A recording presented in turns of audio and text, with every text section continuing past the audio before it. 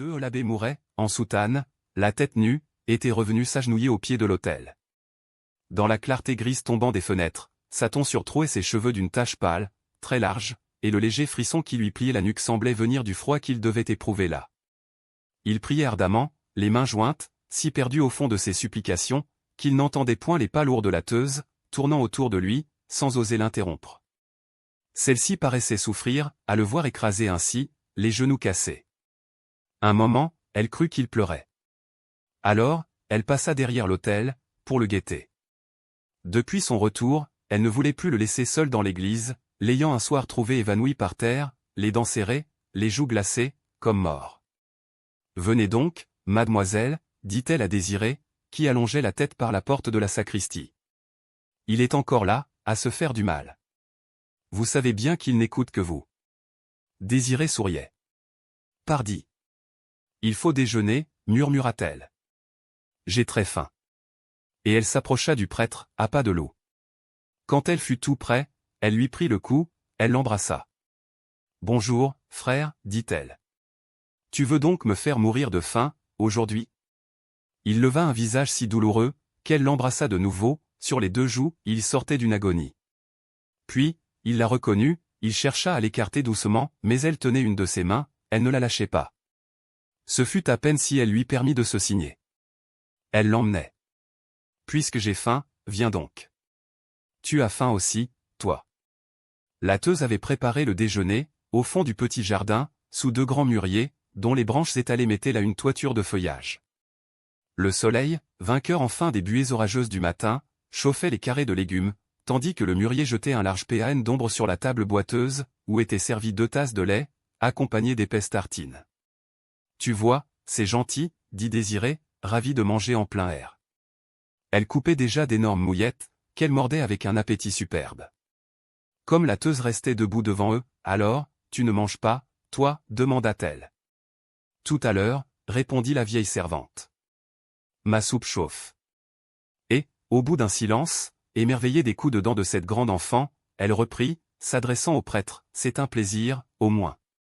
Ça ne vous donne pas faim, monsieur le curé ? Il faut vous forcer. » L'abbé Mouret souriait, en regardant sa sœur. « Oh !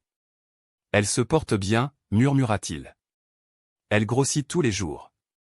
Tiens. C'est parce que je mange. » s'écria-t-elle. « Toi, si tu mangeais, tu deviendrais très gros. Tu es donc encore malade ? Tu as l'air tout triste. Je ne veux pas que ça recommence, entends-tu ? Je me suis trop ennuyé, pendant qu'on t'avait emmené pour te guérir. » Elle a raison, dit la Teuse.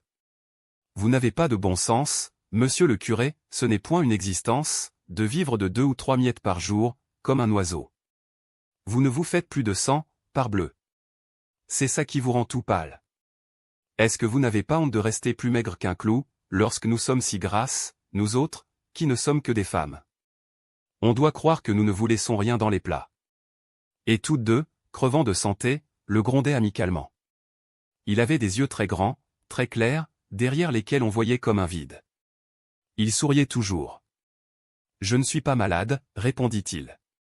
J'ai presque fini mon lait. » Il avait bu 2 petites gorgées, sans toucher aux tartines.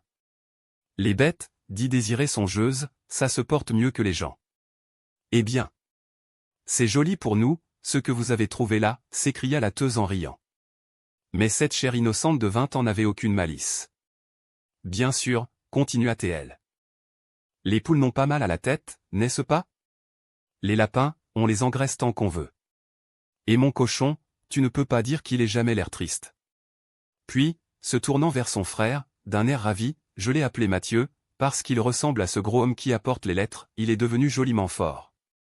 Tu n'es pas aimable de refuser toujours de le voir. Un de ces jours, tu voudras bien que je te le montre, dis. » Tout en se faisant caressante, elle avait pris les tartines de son frère, qu'elle mordait à belles dents. Elle en avait achevé une, elle entamait la seconde, lorsque la Teuse s'en aperçut. « Mais ce n'est pas à vous, ce pain-là. Voilà que vous lui retirez les morceaux de la bouche, maintenant. »« Laissez, » dit l'abbé Mouret doucement, « je n'y aurais pas touché. »« Mange, mange tout, ma chérie. » Désirée était demeurée un instant confuse, regardant le pain, se contenant pour ne pas pleurer. Puis, elle se mit à rire, achevant la tartine. Et elle continuait, ma vache non plus n'est pas triste comme toi. Tu n'étais pas là, lorsque l'oncle Pascal me l'a donnée, en me faisant promettre d'être sage.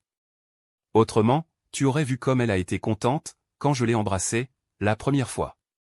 Elle tendit l'oreille. Un chant de coq venait de la basse-cour, un vacarme grandissait, des battements d'ailes, des grognements, des cris rauques, toute une panique de bêtes effarouchées. Ah! Tu ne sais pas, reprit-elle brusquement en tapant dans ses mains, elle doit être pleine. Je l'ai menée au taureau, à 3 lieues d'ici, au béage. Dame! C'est qu'il n'y a pas des taureaux partout. Alors, pendant qu'elle était avec lui, j'ai voulu rester, pour voir. La Teuse haussait les épaules, en regardant le prêtre, d'un air contrarié. Vous feriez mieux, mademoiselle, d'aller mettre la paix parmi vos poules. Tout votre monde s'assassine là-bas. Mais Désiré tenait à son histoire. Il est monté sur elle, il l'a prise entre ses pattes. On riait. Il n'y a pourtant pas de quoi rire, c'est naturel. Il faut bien que les mères fassent des petits, n'est-ce pas? Dis. Crois-tu qu'elle aura un petit? L'abbé Mouret eut un geste vague. Ses paupières s'étaient baissées devant les regards clairs de la jeune fille. Et courez donc! Cria la Teuse. Il se mange. La querelle devenait si violente, dans la basse-cour, qu'elle partait avec un grand bruit de jupe, lorsque le prêtre la rappela. Et le lait, chérie, tu n'as pas fini le lait? Il lui tendait sa tasse, à laquelle il avait à peine touché. Elle revint, but le lait sans le moindre scrupule, malgré les yeux irrités de la Teuse. Puis, elle reprit son élan, courut à la basse-cour, où on l'entendit mettre la paix. Elle devait s'être assise au milieu de ses bêtes, elle chantonnait doucement, comme pour les bercer.